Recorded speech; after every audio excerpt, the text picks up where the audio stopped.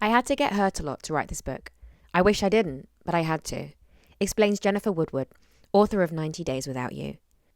After learning that when she tried to put drugs and alcohol down, she couldn't, the word codependency began to resonate, and the understanding that she liked to be in romantic relationships with people emotionally unavailable. Taking a deeper dive into her childhood, Jenn learned that although her parents were there physically, they weren't there. She didn't see intimacy modelled between her parents, and she felt emotionally abandoned. My husband's early complaint was, "I would like to spend more time with you," and nobody's ever said that to me, describes Jem. So why did looking back on her childhood and understanding her triggers, habits, and coping mechanisms affect her life? So on today's episode, I'm with Jenn. How are you doing? Hi, I'm good. How are you? I'm good. I'm very good, thank you. I'm good. So, as you know, the floor goes straight over to you, and let's take it away. Shock. Well, I believe the subject of our talk today is love addiction. And the reason it's love addiction is that I've just published a book where that is probably the most prevalent topic in the book. And people always want to know, like, what my lived experience is such a big deal these days, which I have issue with, but that would be like a whole another conversation. Yeah. But I can say my story into like my relationship with love addiction consciously, right? Because I would say it was something I was dealing with my whole life. About 20 years ago, I stopped using drugs and alcohol, which, I mean, like, to say that's life-changing is such an understatement. Like, I got my whole life back. And one of the things I love about your pod is how you talk about, sorry, I just realized my mic is over here and I'm leaning forward. Hopefully you can hear me okay. Is how you talk about the road of recovery and how the day-to-day aspect of it. And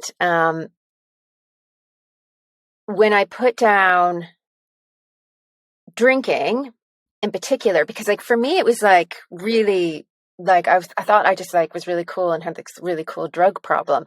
I was like, oh no, I can drink alcohol. And like I quickly learned as I tried to put down alcohol and I couldn't, that I had a problem with that. And when I started this sort of path of sobriety and everything, I just met so many people, so many different addicts. There was even at one point, I don't even know if it still exists, but there was clutterers. There's a group for clutterers, and like there are just so many. There's so much support, and one of the things that really just resonated with me immediately. This is now going back 20 years. Was the word codependency. And love addict didn't really come into my lexicon right away, but I really quickly learned that I liked to be in my romantic relationships with people who were emotionally unavailable to me. And that was my choice. And that in a sense, like I was addicted, if you will, to those types of relationships. And so from there, you know, I'm like doing all these things. And like one of the gifts for me was that I was in such agony before I started on this path that when people made suggestions to me to try doing this, try doing that, like, you know, I would just do it because I was desperate. Yeah. You know, so I just followed instructions. And it was when I stopped drinking, I also like it coincided with the end of a relationship. And it was suggested to me that I try not being in a relationship for 90 days. And I had like the next relationships lined up. And I was like, yeah, I can do that. Of course I can do that. Of course I can do that. Of course I can do that. And what I did was I had the next boyfriend ready to go on a date after those 90 days. And then I was just like straight back in relationships. So I did that 90 days, but I just kept like but I didn't really do it. It was almost like what people would call, which I don't know if this term makes sense, but like sort of being a dry drunk, where, you know, you might stop drinking, but you might not look at why you were drinking in the first place. You might not get support for it.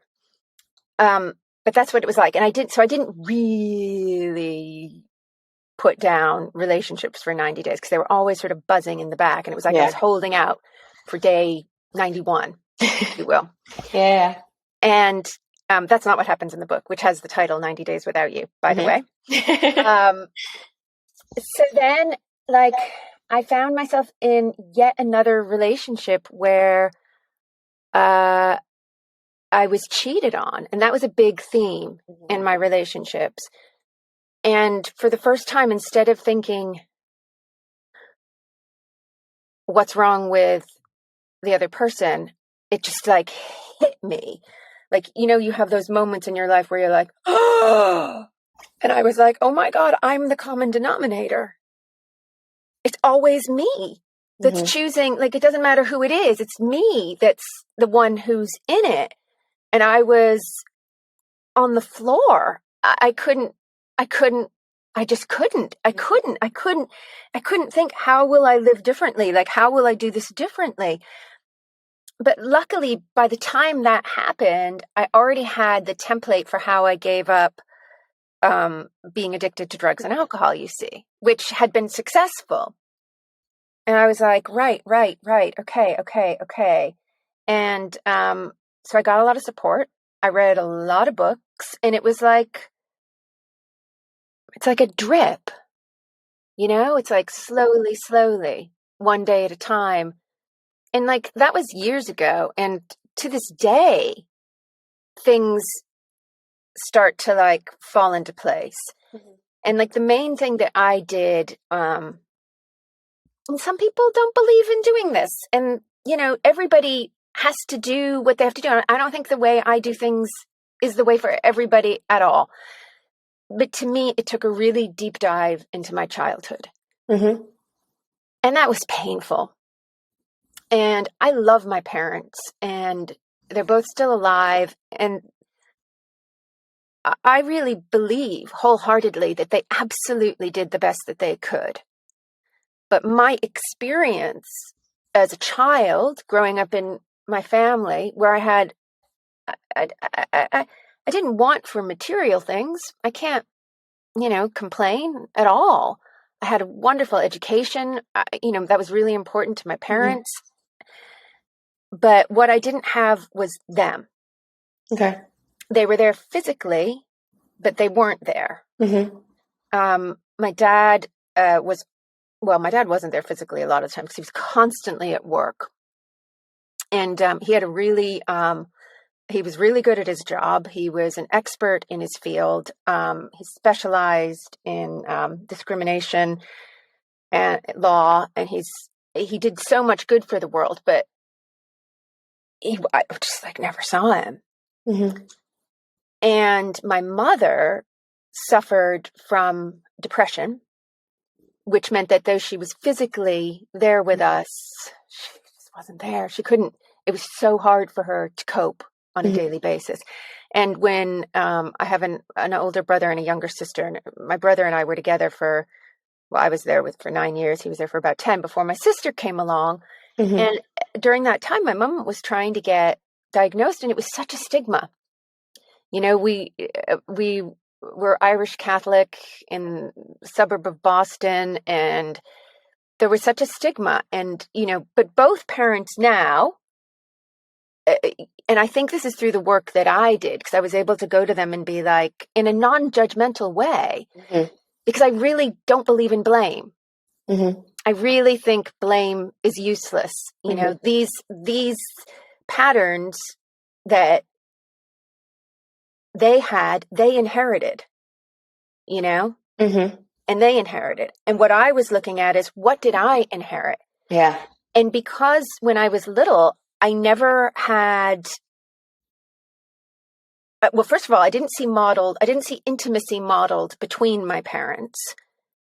You know, I didn't see them not like, and I don't mean sexual intimacy. I mean like emotional intimacy. I didn't see that between them.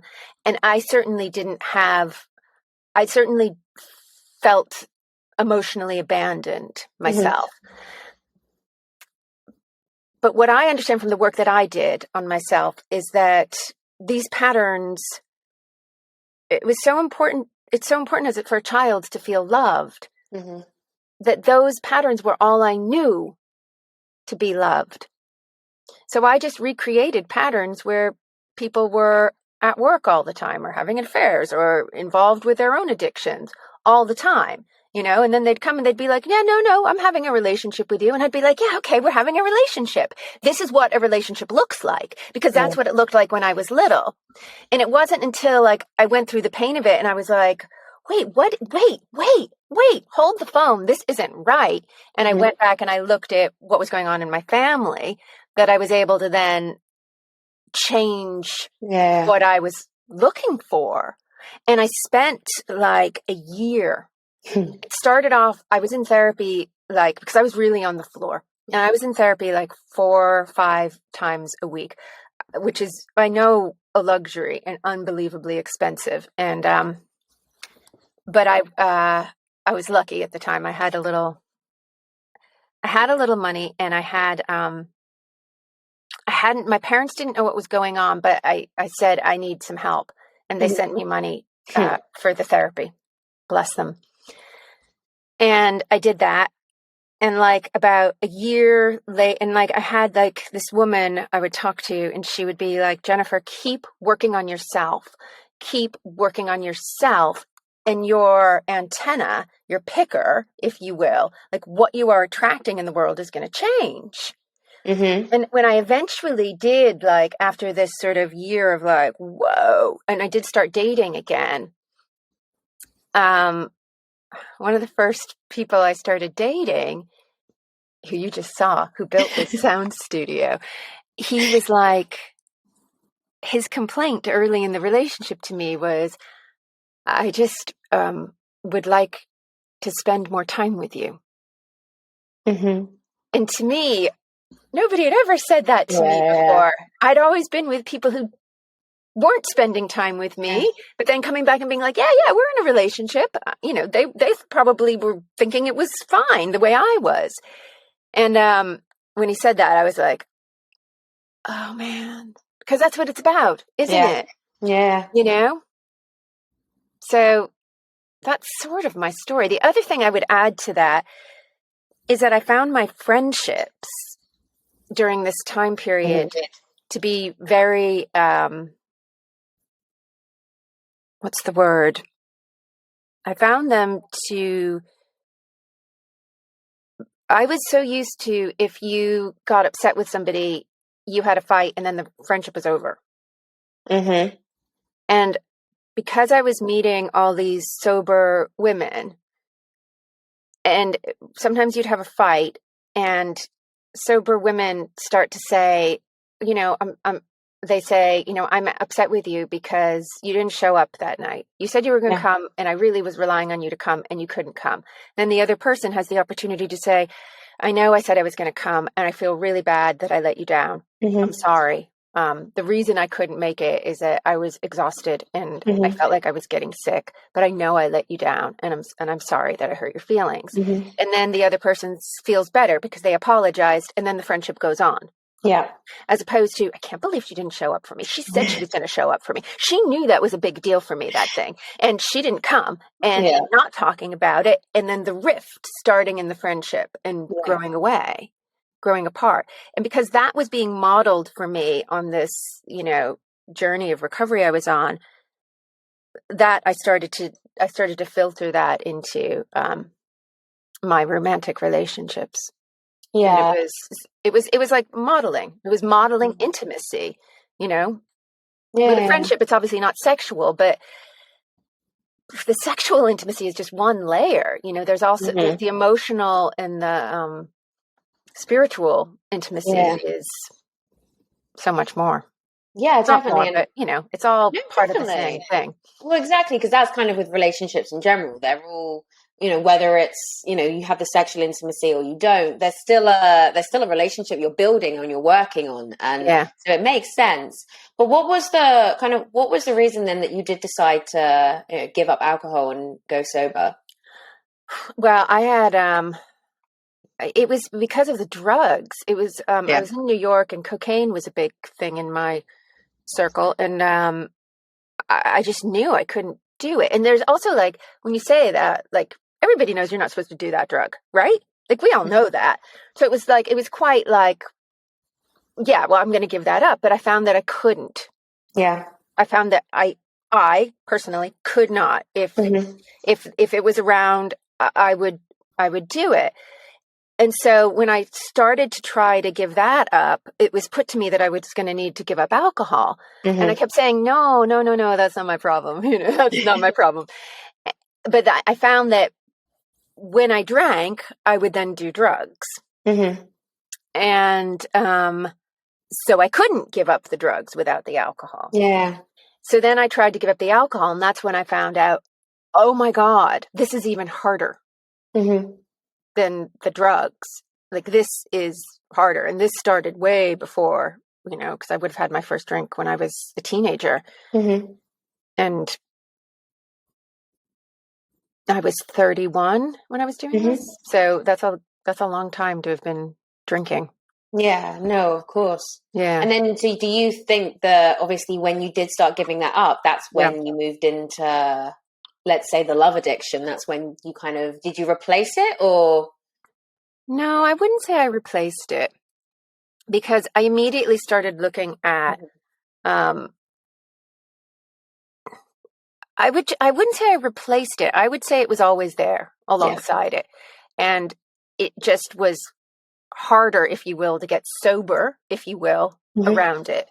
Like, it's really easy to be like, this is a substance. I can't put this substance in my body. But when we're talking about relationships, which we all have all day long, it's a much more nuanced thing.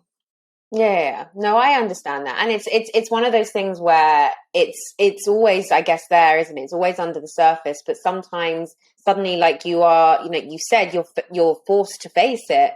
And, when you said you realized that you were the common denominator, that's definitely a hard, it's a hard kind of fact to face when you realize, wait a minute, is this me? What's going on that I'm attracting these certain types of people? I'm constantly being hurt, or that you're like, what is it, kind of thing. So it makes a lot of sense. And I guess that's the thing is, what would you say to somebody then that kind of is in this similar position where maybe they've just realized that they might be the common denominator? What would you say to them?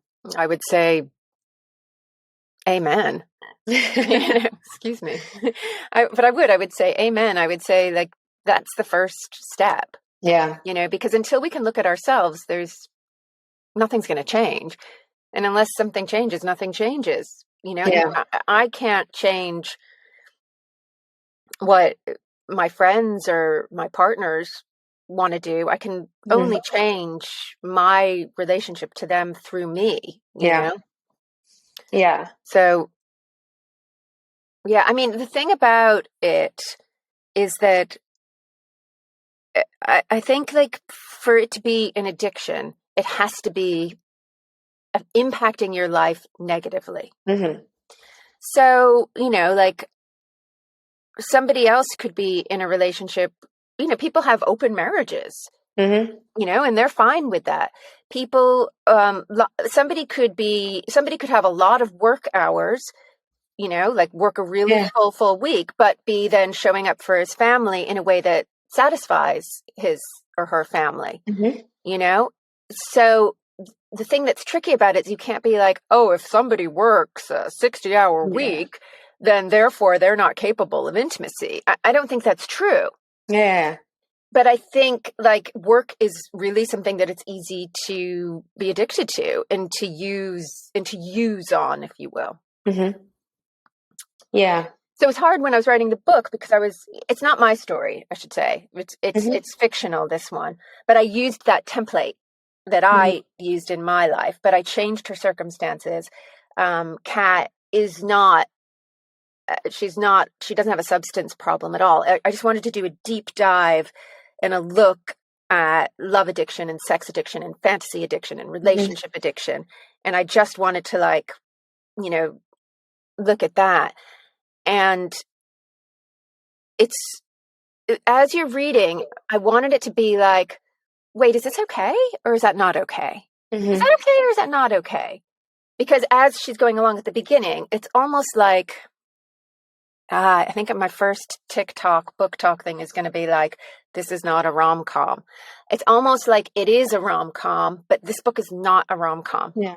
You know, it has romance, it has comedy, but it's not a rom-com. And I think, well, that's the interesting thing as well, is I think what happens is when you are in a relationship, or whenever you're, even though if it's not a relationship, you're dating somebody and things like that. Yeah. It is like you were saying, when it becomes a negative thing to you. So when you realize it's taking over your mind, or taking over your life, taking over your emotions, and taking over how you're feeling every day, it's not what you're doing, it's what the person that you're with is doing, and how, you know, whether it's their work, however they're reacting to your text message. Yeah. That's when you know, not when you know, but when something might not be right, is when the littlest things like that are negatively impacting you in ways that maybe they shouldn't be doing. Yeah. And that's when it is a case of, then you look at yourself and you think, well, why is this? Why is this affecting me? What made me learn this behavior or realize this behavior, to understand, you know, why it's affecting me. And I mean, I've had conversations with some of my friends, and some things that they do, I don't understand, and some things I do, they don't understand. But that's because obviously we've all had very different journeys, very different relationships, and very different paths. But, you know, you can see a friend go through something and you can think, I'd never tolerate that. But then you could go through something and they'd say, what are you doing? Why are you tolerating that? But it's until you see it yourself, where your barriers are and where your boundaries are. But it's a really difficult place to get to. And I think, like what we're talking about today, people don't realize how important it actually is, because everyone, I mean, some people might never, ever, ever find love. I know that, and might never actually be with someone, but more people than not go through a heartbreak or a something, which is yeah. Or, you know, there are some people who choose never to be in relationships because it's just too scary to open oneself up, which is a heartache all in and of itself, you know? Yeah. No, and I understand that, because I know people that, you know, they're too scared to either, if they've been hurt already, get hurt again, but then get hurt in the first place. Yeah. I had to get hurt a lot before I could write this book. Yeah. I had to get hurt a lot. I really wish like I could have written it 25 years ago, you know, and be like coming out with it 25 years ago. But I couldn't, because I needed to be hurt a lot and get back up. Just thought I'd work that in there. Yeah, no, I appreciate it. Thank you. Just slide it in. Yeah. It's always recognized. Yeah. You know, it's... No, you go on. You were going to say? Well, you just sparked something when you were talking about like your friends. Like one of my like most embarrassing lowest of my lows was I was dating somebody, and he didn't show up for a date. He was supposed to come over and he didn't show up. And rather than just be blown out, I think I called his cell phone like 100 times. Yeah. Like being like, please call me back. And that's like the kind of gross side of it. Like that kind of like neediness, you know, which, I mean, it is what it is. I was triggered. I was like in my abandoned child with this person, which also like I found that when I'm in that, you really attract people who want to be apart from you, because it's not something that is attractive, that place, because, you know, adults want to be with adults. They don't want to be with children. But I think that's it. That's again the interesting thing is it's what triggers you, and there's a reason what's triggering you is triggering you. And believe me, I'm sure we've all, when we look back, there are things that we kind of look back and think, "Oh my God, I can't believe I did that," or I said that, or why did I do that, or why did I call this? I know. But at the time, for whatever reason, it was that was the only way you could cope with what you were going through. Absolutely. And I think, like you said, you wish you'd written this book 25 years ago, but then had you not, unfortunately, have been through, each partner and each heartbreak and each hurt, it wouldn't have made you then realize the next step or the next thing or the next, what was triggering you, if that makes sense. Yeah. And I wasn't even sober 25 years ago. Yeah. It's crazy. It's crazy. Yeah. I think it's again, something that's really interesting is, some people, can find the love of their life, the first person they meet in their teens or their 20s. And it's amazing. It's amazing. And then there are some people that don't. And I think it's again, for the people that don't, I know a lot of people, they kind of can get to a point where they just feel like they're never going to meet someone, or it's they're never going to this, or they're never going to that, or it's never going to be happy. It's never going to be okay. But I think it is, as long as you start to realize that and understand that it can be, as long as you figure out kind of what's going on in a way, if that makes sense. Yeah, totally. I mean, the other thing to think about is those people who find their life partner early, that doesn't mean that those people don't have trauma that they need to recover from. Yeah. Like it's often once you're in a secure relationship that the other person triggers you. And if you're in a healthy relationship, you can go, okay, what's this? Yeah. And you can heal those little bits that come up. Mm-hmm. So you can have a journey of self-discovery and trauma healing whilst in an intimate relationship too, which is interesting, I think. Yeah. And I think again, no, go on. I was just going to say, because I started a podcast called Without You, where because I thought that all these issues are so interesting. So I got a psychotherapist and an anonymous addict, and they both sort of specialize in sex and love addiction. And Sophie, the addict, she cites as one of her sort of avenues of recovery, her marriage and being in that relationship with her partner as like being part of her healing journey, still from her sex and love addiction. Yeah.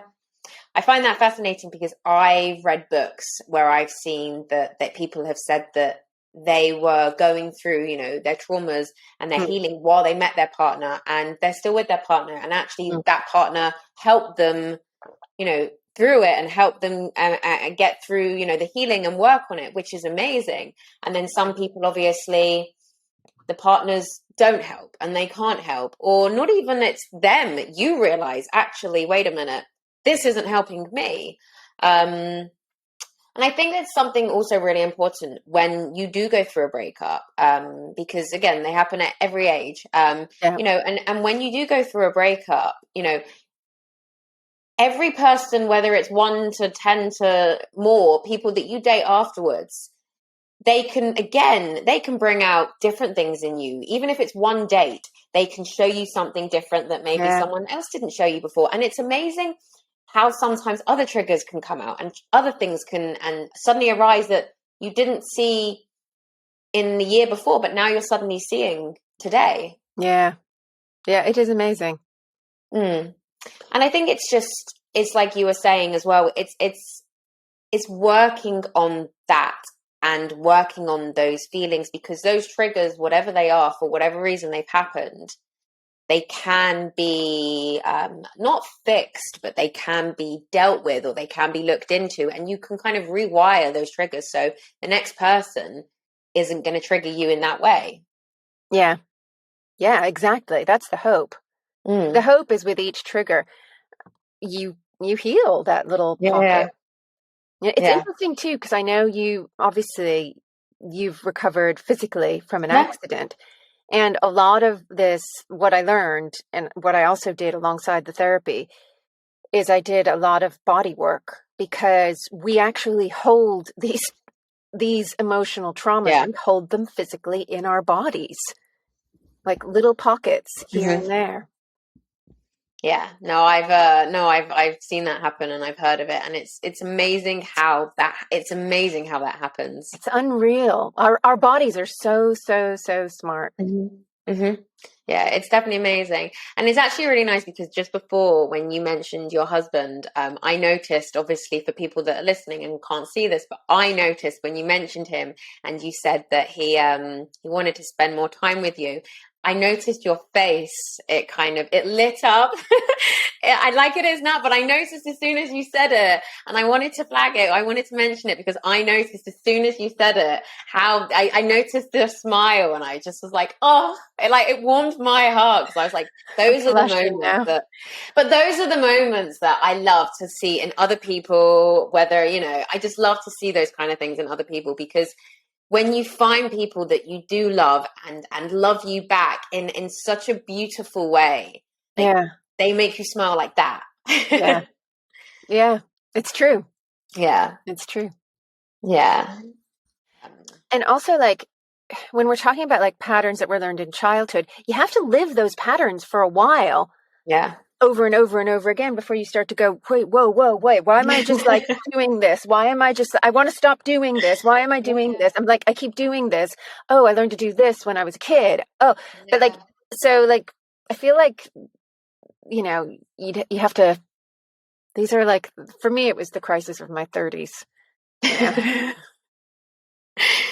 Yeah, I think it's amazing though when sometimes whatever the pattern is, whatever the trigger is, one day you just sit back and you're feeling it, and then one day you just sit back and you go, wait a minute, I'm not feeling that anymore. Yeah, you're like, I'm not feeling it, or you get to the stage just before the not feeling it, and instead of being so triggered by it, that's you're amazing. spiraling into your usual patterns and habits and coping mechanisms. You actually sit back and you go, okay, I'm being triggered. Why am I being? And that moment when you sit there and you go, why? Mm-hmm. It is one of the most liberating feelings, because and you can feel the trigger. Like it's right there. It's like you're about to put on the coat and you can feel it, but you're going, I don't necessarily have to put this coat on. Let's hold the coat here and let's look at the coat. It's right there about to overwhelm you, and you're like, and you can pause. You can have that breath. It's amazing when that happens. Yeah, that is exactly how it is. You pause, you have that breath, and it's like you're holding it. You're right. You're holding it. And you're just like, right, I can see you now. Yeah. And you start to be like, okay, so the body's not reacting how it usually is. What am I working out? And as soon as because people can have plenty of triggers, but as soon as you even have one of those moments, it's amazing. It's amazing. And that's change. Yeah. That is change. And that is what, I mean, I think it's hard to change. Yeah. Especially when like you could just, like I said at the beginning, especially when you could just be like, oh, well, that didn't work. Yeah. Oh, well, they cheated on me. That didn't work. On to the next. Oh, well, ha, ha, ha. Just not good at picking them. Ha, ha, ha. And you could just keep going on, Yeah. But, like for me, I couldn't keep going on. It was just too painful. Like some people say, oh, it takes a lot of courage. But like for me, it felt like I was too scared to keep living that way. Like I had to do something about it. Yeah. But I think that's the thing is, as soon as you get that tiny bit of change, then you know that you're either ready or you're willing, or somewhere inside of you has gone, right. Yeah. Let's figure this out now. Let's do this. Let's change this. And I think this is what's interesting again about this conversation is that, obviously what I talk about a lot of the times with other people on the podcast are, a lot of other kind of recoveries, but people don't, I think I said this before, is love and heartbreak, or, anything that comes with being in love with someone, or even not love, infatuation with someone, or any kind of thing that comes with it, can be so soul destroying sometimes. Yeah. And I think people don't realize, or they don't appreciate actually, that it's so okay, but there's so many people going through this in the world, and that actually people do need to talk about it, and people do need to listen to things about it, because just because your heart's broken, but someone else's legs are broken, that doesn't make anything different. That doesn't make their legs broken any different to your heartbreak, because heartbreak single-handedly is one of the worst feelings in the world. So have you got kind of any advice then for somebody that is going through a similar position to maybe that you were going through, and maybe that's the thing, they don't see where it's going yet, they don't see their way out yet, they don't see kind of that glimmer or that light of hope yet, kind of what would you say to them? What I did is, when I was in my worst, I had, like, for some reason somebody had given me for my birthday, like right before it all happened, this set of 5 candles.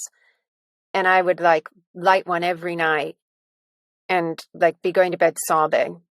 Mm-hmm. And I just kept thinking, time heals all wounds. It really does, But I would, for anybody, I mean, I am such a big believer in trauma recovery.